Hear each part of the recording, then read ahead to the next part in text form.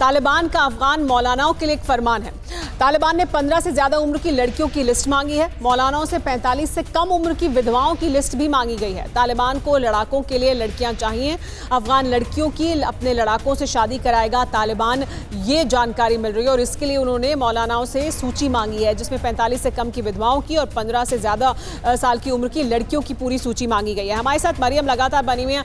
Maryam, what is this list that has been asked by Taliban and do we see the women going back to pre-America 20 years ago, the kind of conditions that were prevailing in Afghanistan? एक बार फिर क्या औरतों का वही हाल होगा? Would the women face the same fate again? Well, we can only learn from the past. They've never brought up what they believe in regards to women's rights, and women have very small role in regards to the peace talks. I do have to say that right now some news just came to me confirmed by our Minister of Foreign Affairs, and I'm a little bit emotional because our ambassador in Pakistan, in Islamabad, his daughter has been kidnapped. They have beaten her and they've thrown her out of a car.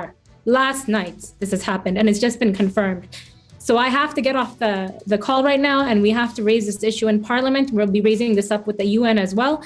But this is a very important issue that we need your voice in this regards as well. These are some breaking information that's coming into us as well.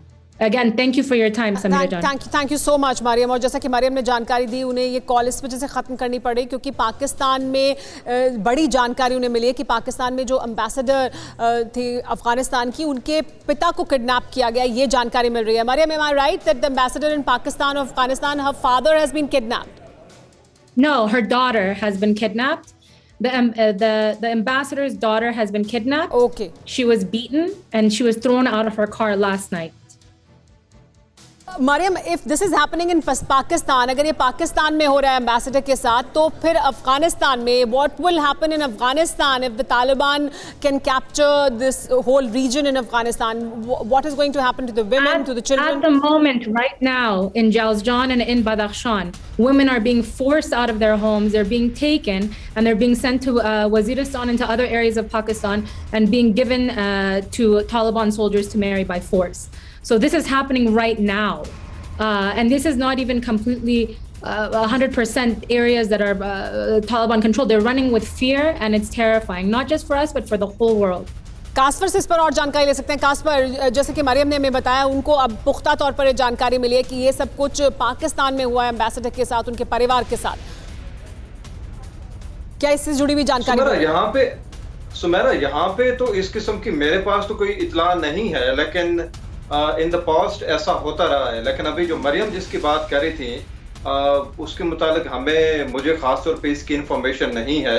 लेकिन एक चीज जो हमारे अभी panelist कह रहे थे पाकिस्तान में तालिबान की फैमिलीज के हवाले से, तो उनकी बात तो बिल्कुल ठीक है। यहाँ पे होम मिनिस्टर कह रहे हैं कि वहाँ पे जो तालिबान आते हैं उनके इलाज भी होते हैं, उनकी फैमिलीज भी यहाँ पर मौजूद हैं, तो उसके मुताबिक तो मैं बता सकता हूँ। लेकिन अब ये जो अभी मरियम कह रही थी, she was talking about the ambassadors father, unfortunately I don't have any information about him. ठीक है, मनीष भी हमारे साथ मौजूद है। मनीष, लेकिन ये जो तमाम जानकारियां आ रही हैं पुख्ता तौर पर भी निकल कर सामने आएंगी। मरियम ने कहा कि उनको पुख्ता तौर पर जानकारी है कि ये सब कुछ हुआ है, लेकिन हालात किस तरह के हैं वो बयान कर रहे हैं कि कैसे महिलाओं को ले जाया जा रहा है, उन्हें वजीरिस्तान में या बाकी इलाकों में ले जाया जा रहा है, और वो कह रही है कि उन इलाकों से ले जाया जा रहा है जो पूरी तरह से तालिबान कंट्रोल्ड भी नहीं है।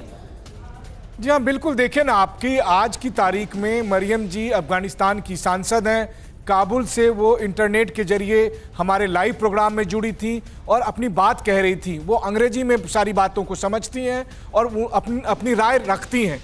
लेकिन तालिबान का जब शासन था तो आप दूर दूर तक इसकी कल्पना नहीं कर सकते थे।